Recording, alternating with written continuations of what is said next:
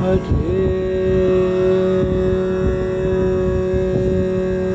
Krishna, Hare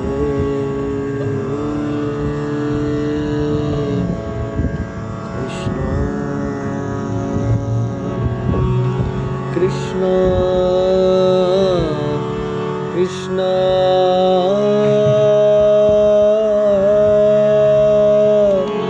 Hare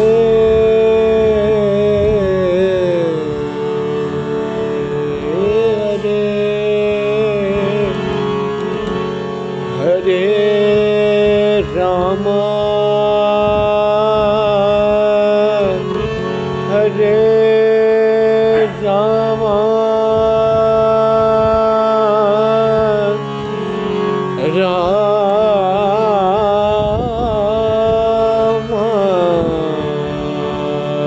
Hare Hare Ram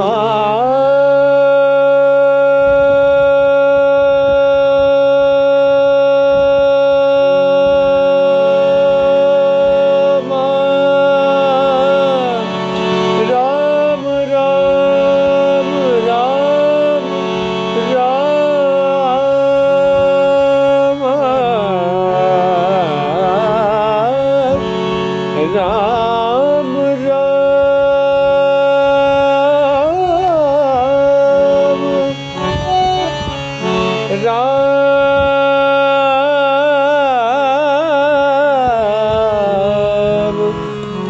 Ram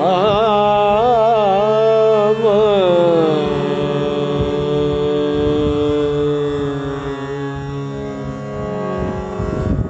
Shri Vishnu Shodashanam Stotram Aushadhe Chintayet Vishnum Bhojane Cha Janardanam Shayane Padmanabham Cha Vivahe Cha Prajapatim युद्धे चक्रधरं देवं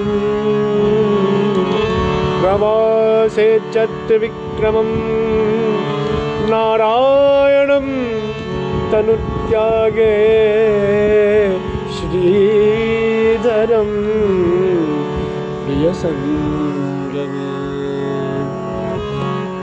दुःस्वप्ने स्मर गोविन्दं संकटे मधुसूदनं कानने नारसिंहं च पावके जलशायिनं जलमध्ये वराहं च पर्वते रघुनन्दनं गमने वामनं चैव सर्वकार्येषु माधवम् सर्वकार्येषु माधवम्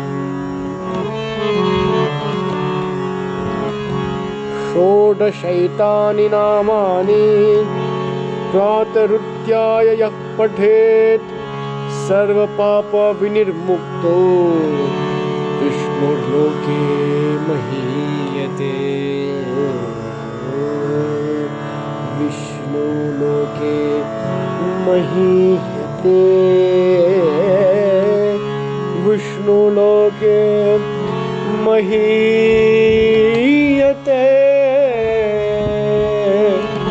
ॐ नमो भगवते वासुदेवाय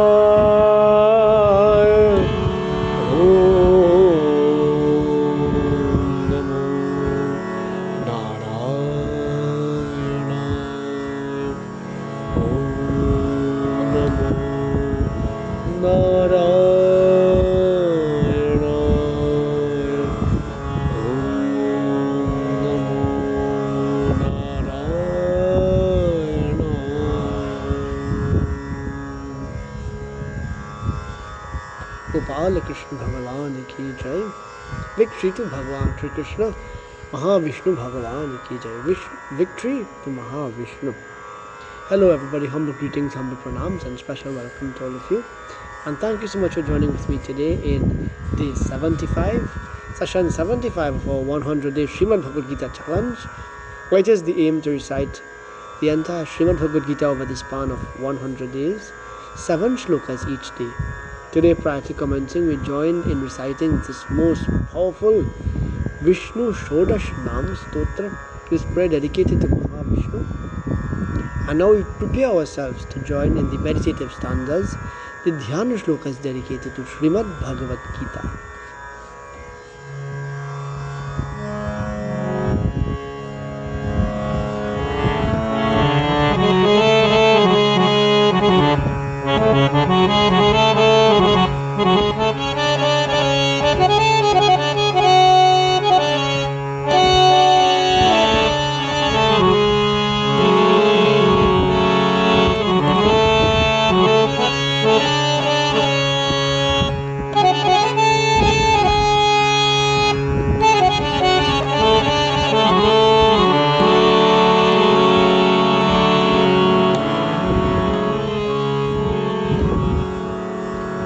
Hari Om,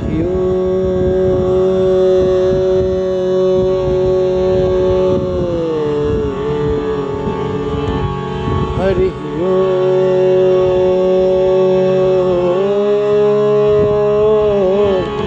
Hari Om.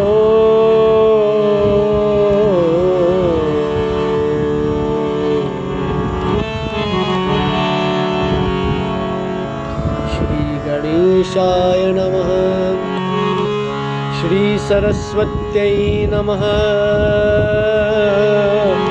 Shri Guru Charana Kamalabhyo Namaha.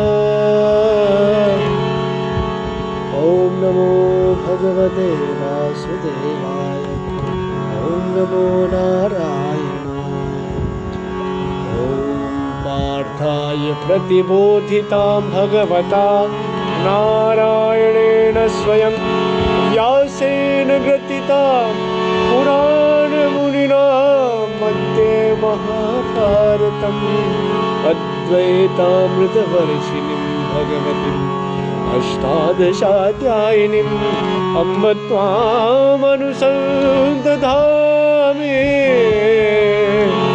Bhagavad Gita Bhavadvaishinim Namostu te Vyasa Vishal Buddhe Pullarvindayatra Patra Netra Yenatra Bharata Taila Purna Prajvalito Jnanamaya Pradeepaha Prapanna Parijataya Pautravetraikapane Jnana Mudraya Krishnaya Gita-amrita Guhe Namah. Sarvopnishido Gavo Dogdha Gopala Nandana Partho Vatsa Sudhir Bhokta Dogdham Gita-amritam Mahat Vasudeva Sudam Devam Kamsacharunamardhanam Devaki Paramanandam Krishnam Vande Jagadgurum. Bhishma Tata Jetata Jalagandharani Lotpala Shalyagrahavati Krivena Vahanina Karnena Velakula Ashwathama Vikarna Ghoramakara Duryodhana Vartini Sutirna Kalu Pandavairanadi Vardaka Keshava Parasharavacha Saroja Pramalam Hitartha Gandhot Katham Nanakyanak Kesharam Harikatha Sambodhana Bodhidam Loke Sajjana Shatpadaira Haraha Pepiyamanam Muda Bhuyat Bharata Pankajam Kaliman Pradham Shirhashese Mukam Karoti Vachalam Pangum Langhete Girim Yat Kripa वन्दे परमानन्दमाधवम् यं ब्रह्मावरुणिन्दरुद्रमरुतः स्तुवन्ति दिव्यैस्तवैर्वेदैः साङ्गपरक्रमोपनिषदैः गायन्ति यं सामग ध्यानावस्थिततर्गतेन मनसा पश्यन्ति यं योगिनो यस्यान्तं न विदुः सुरासुरगण देवाय तस्मै नमः। ॐ नमो भगवते वासुदेवाय, ॐ नमो नारायणाय, ॐ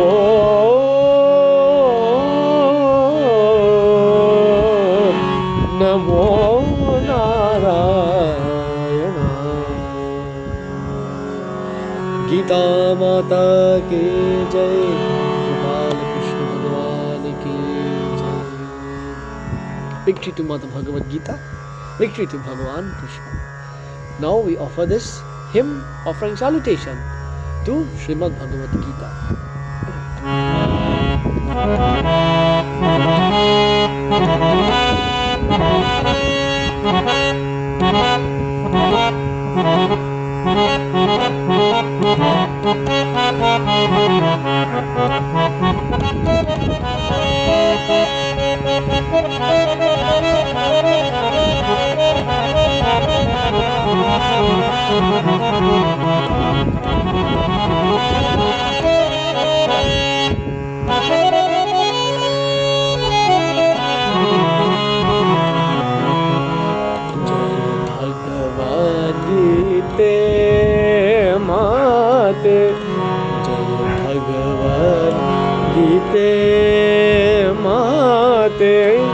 जय जय गीते जय व्यास जात, जय जय गीते जय व्यास जाते, जय जय पर कल्याण दाते, जय भगवान गीते माते तत्व ज्ञाने शांति निधाने, शांति निधाने भव भयारिणी सर्व गुण गणे, सर्व गुण गणे, जय भगवान गीते माते।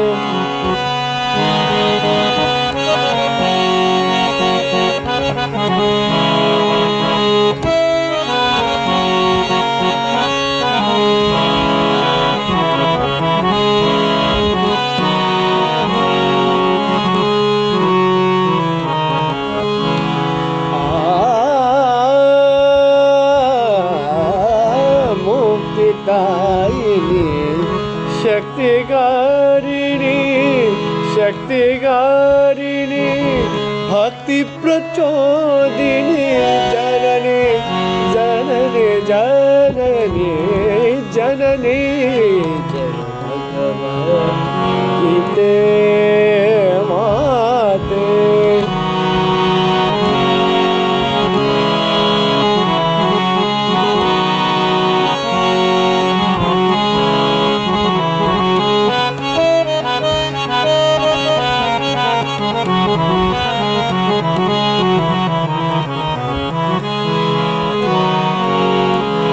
जीवार्जुन मोह खिल विषहारिणी, खिल विषहारिणी देवकी तनय श्री कृष्ण चिंतामणि, कृष्ण चिंतामणि, जय भगवान गीते माते। आशा मोह स्वार्थ समारिणी, स्वार्थ समारिणी दास के शबनुत हृदय विहारिणी, हृदय विहारिणी, जय भगवान गीते भगवद गीते भगवद गीते गीते माते।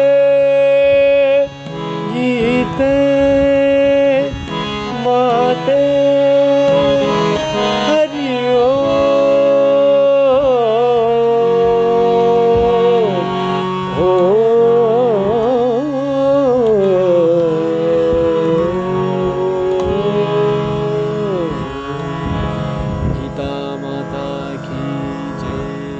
Victory to Mother Bhagavad Gita. In our previous session, dear friends, we stopped off at verse number 33 of chapter 13 of Srimad Bhagvad Gita, entitled Kshetra Kshetragya Vibhaga Yoga. That chapter, or that yoga of the discrimination of the field and the knower of the field.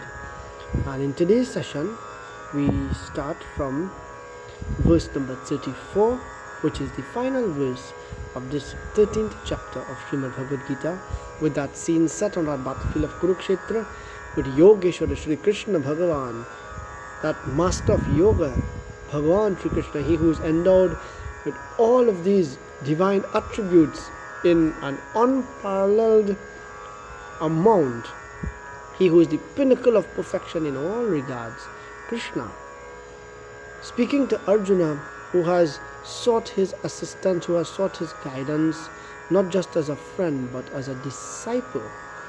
Sri Krishna here takes the opportunity to answer the various questions of Arjuna, and by extension, whatever questions humanity would have had in this encyclopedia known as Srimad Bhagavad Gita, this divine conversation, this song divine. Whenever that Bhagavan speaks, his very words echo that perfect melody. Hence, this Bhagavad Gita is known as Gita, the divine song. So we continue from verse number 34, as that divine master says to Arjuna.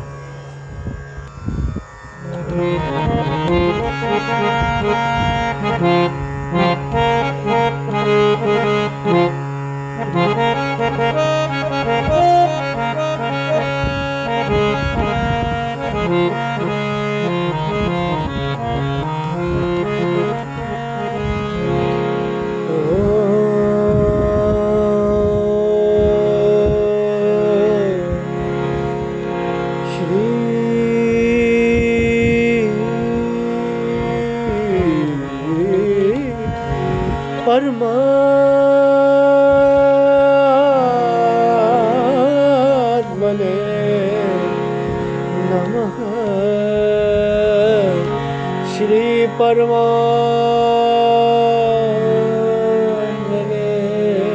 Namah. Shri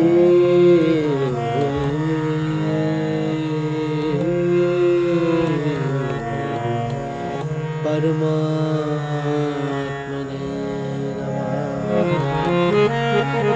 Shri Bhagavan Uvacha. Shri Bhagavan is saying,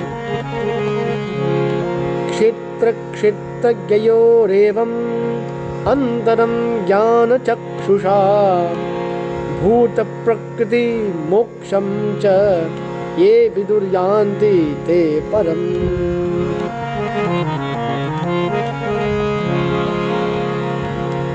Kshetra Kshetragyayorevam Antaram Jnana Chakshusha Bhuta Prakriti Moksham Cha Ye Viduryanti Te Param.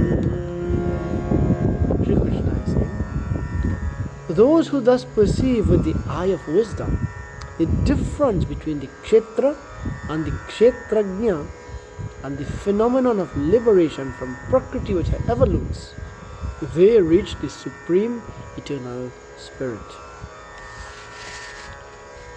The goal of Jivatma is not to get entangled in this Prakriti or this nature, but to merely make use of it with an attitude of detachment and gain reunion with that Paramatma or that Supreme. One can understand that this body is matter. It can be analyzed with its 24 elements which we discussed previously. The body is the gross manifestation. The subtle manifestation is the mind and the psychological effects. The symptoms of life are the interaction of these features. All of this is projected on that Supreme which is unchanged, that substratum, that fixed immovable background. Life is fulfilled only when through discrimination one meditates and realizes the relationship among the field, the knower of the field, and the Supreme. And one comes to know the experience, and one comes to experience the non-existence of the field, and therefore the knower of the field. That state or that experience really is true knowledge. To rediscover this pure awareness and to realize that it is the self which, dressed up in the garb of the field, becomes the agitated knower of the field, is to know all that is to be known. When this chapter or this phase of our discussion commenced, Sri Krishna made it clear in his terminology that the field or the kshetra really is the body, and the kshetrajna or the knower of the field is that indweller, and he is that kshetrajna amongst all kshetras. He is that all-knowing indweller across all bodies. He is that one present spirit that pervades this entire creation. And thus in this final verse, declaring here to Arjuna that who through this wisdom realizes the difference between the field and the knower of the field, and that path which follows thereafter, which is to moksha or liberation, they would really reach that eternal spirit. Om Tat Sat Iti Srimad Bhagvad Gita Supanishatu Brahma Vidyayam Yoga Shastre Shri Krishna Arjuna Samvade Kshetra Kshetrajya Vibhaga Yogo Namottayo Dasho Adhyayah. Thus in the Upanishad sung by the Lord, the science of Brahma, the scripture of Yoga, the dialogue between Sri Krishna and Arjuna, and the 13th chapter entitled The Yoga of Discrimination between the field and the knower of the field. Gopala Krishna Bhagavan ki jai. Victory to Sri Krishna that we have come to the end of chapter 13, and immediately we commence chapter 14, which is known as Gunatraya Vibhaga Yoga, or the yoga of the division of the gunas. Sri Krishna in this final verse of chapter 13 makes mentions of Prakriti, meaning nature, with her evolutes. This nature or this Prakriti essentially is made up of the three gunas or the three modalities. And this entire chapter 14, known as Gunatraya Vibhaga Yoga, speaks specifically on these gunas that comprise or make up this Prakriti. So we see how systematically Sri Krishna is touching on the various concepts area by area, and he's building that knowledge base of Arjuna. If you were to recall Arjuna in chapter 1, Arjuna Vishada Yoga, despondent, depressed, confused, uncertain. The bow fell out from his hand, lips trembling, and he was confused, seeking now the assistance of Sri Krishna. Gradually that delusion is being brought to rest, and Arjuna is being lifted through higher and higher states of consciousness and awareness through the words of Krishna. There is no explanation for the endless varieties if we accept the idea that one spirit is enveloped in the same matter, and it could produce such a heterogeneous multiplicity. The explanation for such a variation comes through the Purush or the spirit seated in matter experiences the gunas born of matter. One eternal principle expresses itself in various matter equipments as different individuals, even though the elements that constitute the matter are one and the same. The guna means not the properties of a material, but the attitude with which the mind functions. The psychological being in all of us comes under the influence of three different climatic conditions, which are known as the gunas. The first is known as sattva, and it is translated to mean inactivity. The other is rajas, which is translated to mean activity.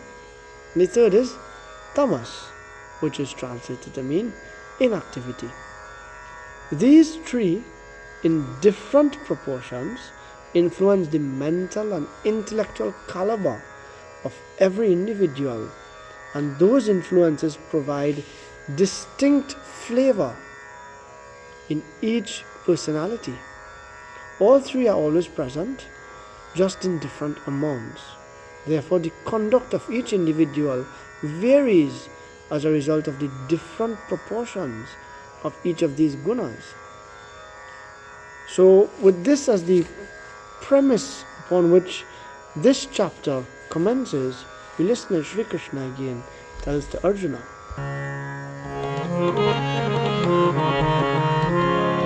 Shri Bhagavan Uvacha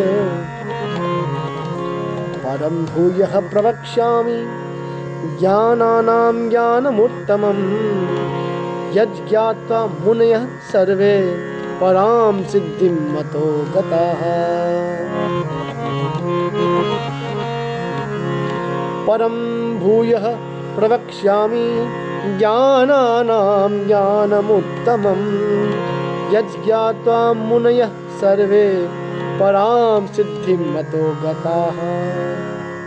Sri Bhagavan said, I shall expound once more the supreme knowledge, the best of all knowledge, acquiring which all sages have attained the highest perfection, being liberated from this mundane existence. Sri Krishna, for the purposes of elucidation and correct appreciation, repetition is unavoidable. Without understanding this theme, which is the behavior of man and the different influences that play on the subtle body in life, it will be impossible for a seeker to walk that divine path. Hence, Sri Krishna is going in detail now to explain these three gunas that make up this Prakriti. An understanding of the possible dangers is a welcomed warning to anyone to overcome them efficiently when they arise. He makes mention in this verse of the Muni. Yajgyata Munayah Sarve. The Muni really is that one of perfection, that person, that man of perfection and contemplation, Manana Shilavan. The votaries of Brahmagyan, they are called Muni. Just with this introduction to what is to follow, it means Arjuna's attention is again grasped for what is to come. Sri Krishna continues further to say, Idam jnanam upashritya mama sadharmyam agataha sargyapi nopajayante pralayena vyathanti cha. Idam jnanam upashritya mama sadharmyam agataha sargyapi nopajayante pralayena vyathanti cha. Those who by practicing this knowledge have entered into my being, they are not born again at the cosmic dawn, nor do they feel disturbed even during the cosmic dissolution, or that which is known as pralaya. Knowledge which is not contaminated by any of the three modalities is transcendental knowledge. Those who identify with Brahman, who is really beyond the modifications of this Prakriti, they are not troubled by birth and death or these superficial processes. Chapter 14 really is a study of the gunas that bind us down to the lower plane of matter identifications, and therefore the ego. When we get away from the gunas and totally stop their play, we are redeemed from our limited sense of individuality, and instantly we experience our true universal nature. Through meditation, one transcends this finitude and material sorrows and rediscovers oneself to be the reality. The tricks of the mind consist in projecting a world of creation thought by thought, and in feeling oneself conditioned by one's own imaginations. In realizing the absolute nature in the state of infinite existence, one can no longer experience the sorrows of death or even the troubles of finitude. This spirit enveloped in matter is the pluralistic expression of existence in the world. The knower of the field, working in the field, identifying with it, becomes the individualized ego, extremely sensitive to pain, joys, and successes. And this happens through the binding effect of the gunas. Guna literally means rope, that which binds one. Sri Krishna continues further to say,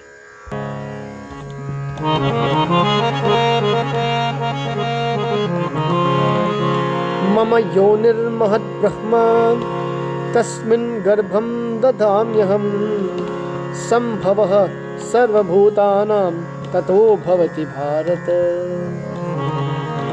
Mama yonir mahad brahma tasmin garbham dadamyaham sambhavah sarvabhutanam tato bhavati bharata.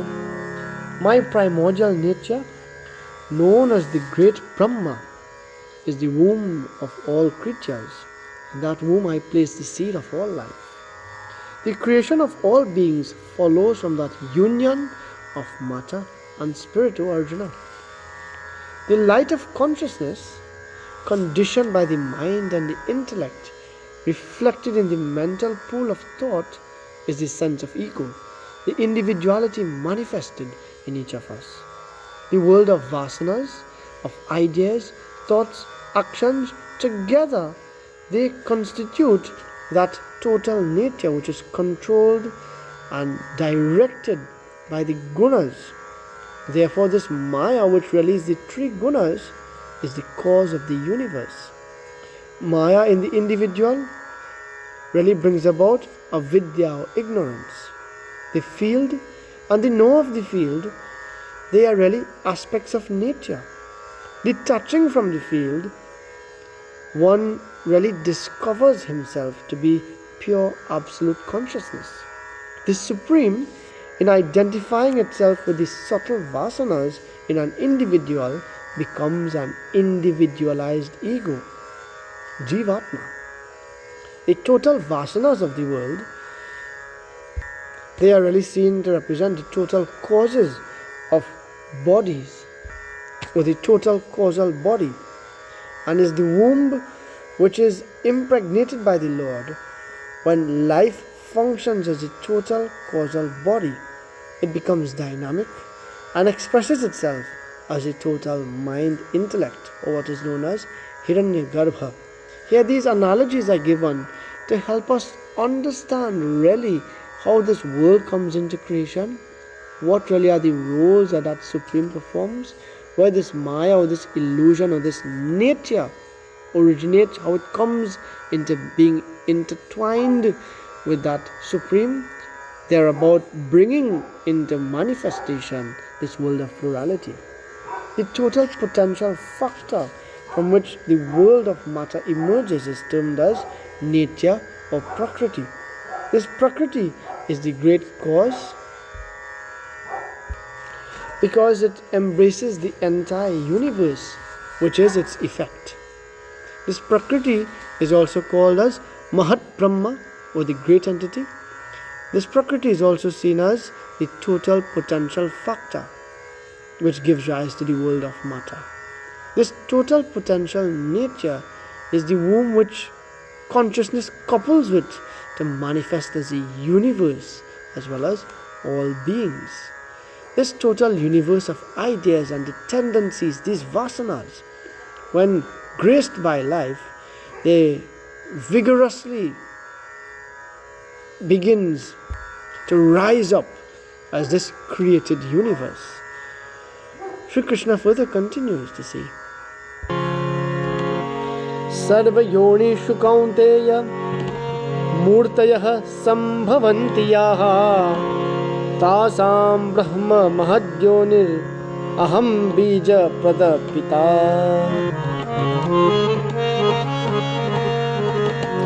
सर्वयोनिषु कौन्तेय मूर्तयः सम्भवन्ति याः तासां ब्रह्म महद्योनिर् अहं बीजप्रदपिता. Of all embodied beings that appear in all the species of various kinds, Arjuna, Prakriti or nature is the conceiving mother, while I am the seed-giving father. Prakriti is seen as the cosmic mother, whilst Ishvara is seen as the father. Birth really is an expression of sport through a given matter envelopment. Every expression of life is matter containing a spark or sparks of that divine spirit. Sri Krishna further continues.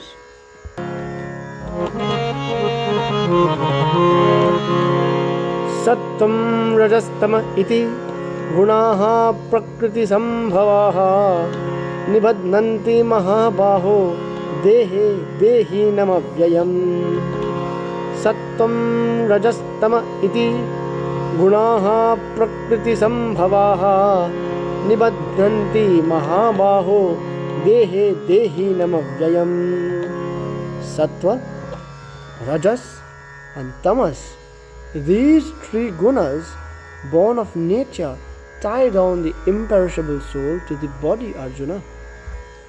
Prakriti or nature is made up of three gunas. The kshetra, it is dependent on the kshetragya or the knower. Different bodies are assumed based on different nature and induced to act based on that nature. Sattva is seen as light or white, Rajas is seen as red, and Tamas is seen as black, if they were to be colored based on what characteristic they would evoke.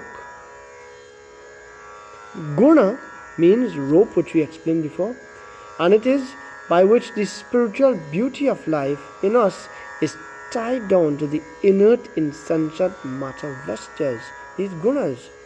Gunas are three influences which the human mind has to play in an endless variety at different moments in its changing environment. The gunas which are produced by nature, born of matter, and they produce or generate a feeling of attachment and successfully delude the self toward birth and death. It binds the spirit to matter, enforcing limitation and sorrows. The embodied self, though indestructible and infinite, in identifying and being attached to the body, it feels the changes in the body to be its own. This delusion is maintained by these gunas. Here Sri Krishna, in identifying the three gunas, now goes in detail to describe each one. Tatra sattam nirmalatvat prakashakam manamayam sukha sangena badnati jnana sangena chanakha. Tatra sattam nirmalatvat prakashakam manamayam sukha sangena badnati jnana sangena chanakha. Of these gunas, sattva, being immaculate, is illuminating and flawless, Arjuna. It binds through attachment to happiness and knowledge. Sattva is seen as stainless, luminous. The mind is steady and reflecting ever faithfully the consciousness, the self. Evil really is seen as that by which we try to satisfy the appetites of the flesh, the selfish agitations of the mind, and the egocentric desires of the head. Egocentric self-gratification is the womb from which all evils are born. These arise from Rajas and Tamas. Although Sattva is the most divine mental attitude, this too can bind us and act as a limitation to our fullest divine nature. Sattva binds from attachment to happiness and knowledge. Absence of agitation, which really is seen as rajas, these agitations, and lust, the low passions, which is really tamas. This means the personality is purified, which means they get into that state of peace, happiness, and understanding. When one has experienced the joy of creative thinking and the inspiring life of goodness and wisdom, one gets so attached that one will sacrifice anything for that. That is, one becomes attracted to working in a certain mode. One becomes attached to that. And this is how even sattva binds or exerts or demonstrates its binding effect when one becomes attached or bounded to that state which is enjoyed through sattva.